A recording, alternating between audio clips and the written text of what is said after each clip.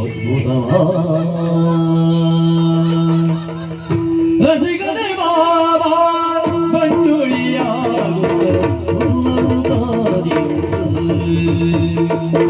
ರಸಿಕನೇ ಬಾಬಾ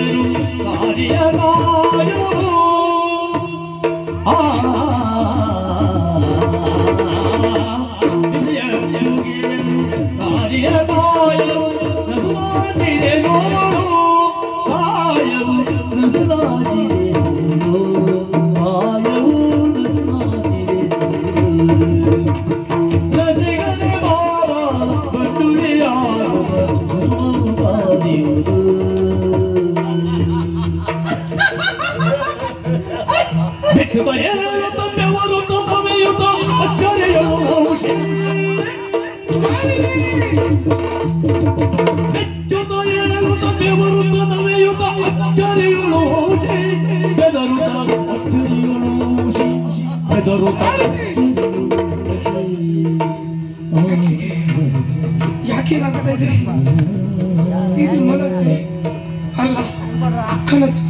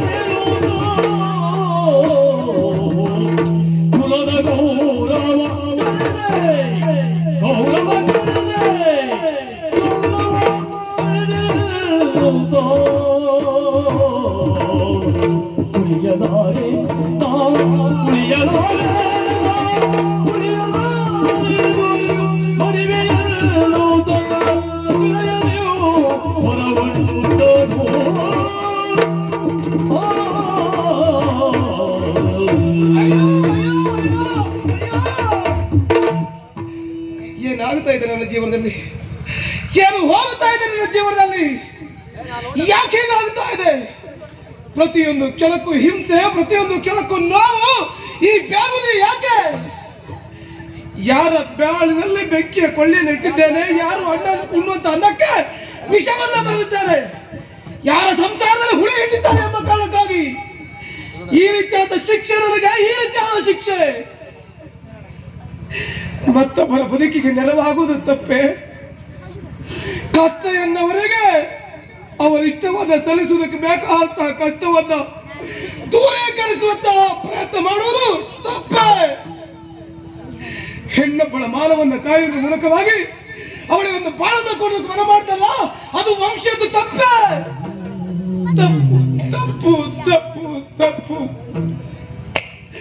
ವಂಶಿ ಮಾಡಿದ ಮೊದಲ ತಪ್ಪು ಆ ಮೊದಲ ಚಂದ್ರನನ್ನ ತಡೆದು ಮಾನವನ್ನ ಕಾಯ್ದರಲ್ಲ, ಅದು ನಾವು ಮಾಡಿದ ಮೊದಲ ತಪ್ಪು.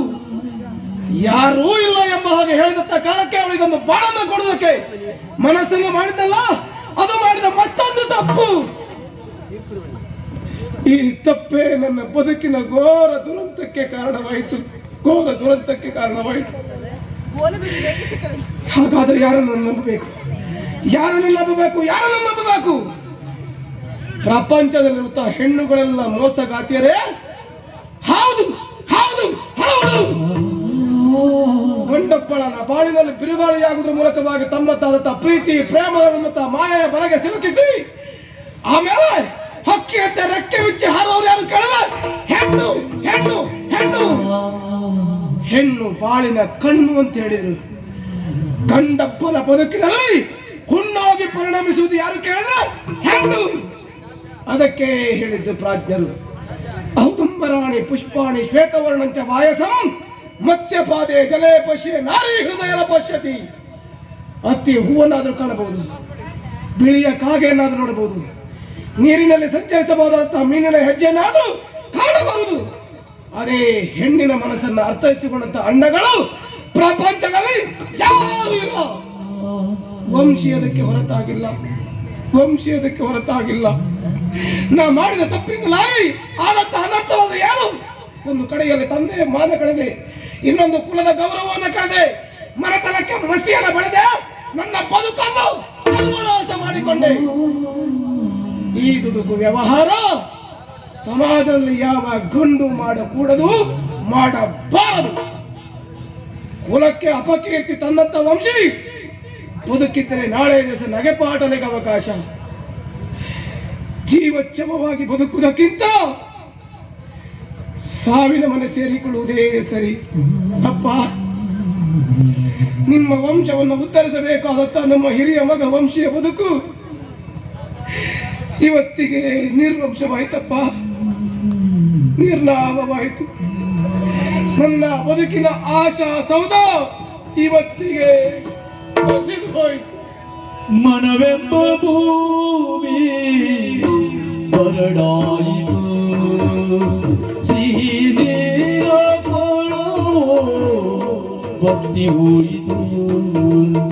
ಮನವೆಂಬ ಭೂಮಿ ಬರಡಾಯಿತು, ಸಿಹಿ ನೀರ ಬತ್ತಿ ಹೋಯಿತು. ವಿಧಿಯಾಟವೇ ನಿಜವಾಯಿತು, ಅರಿದು ಪರಮ ನಡೆದದು. ಏನಿದೆ ಆಶ್ಚರ್ಯ? ಮಲಗಿ ನಿದ್ರಿಸಬೇಕಂತ ವಂಶಿ ಈ ಮಧ್ಯರಾತ್ರಿಯ ಸಮಯದಲ್ಲಿ ಎದ್ದು ಹೋಗುತ್ತಾ ಇದ್ದಾನಲ್ಲ, ಎಲ್ಲಿಗೆ ಎಲ್ಲಿಗೆ? ಅವನನ್ನು ಅನುಸರಿಸಿ ನಾನು ಹೋಗ್ತೇನೆ.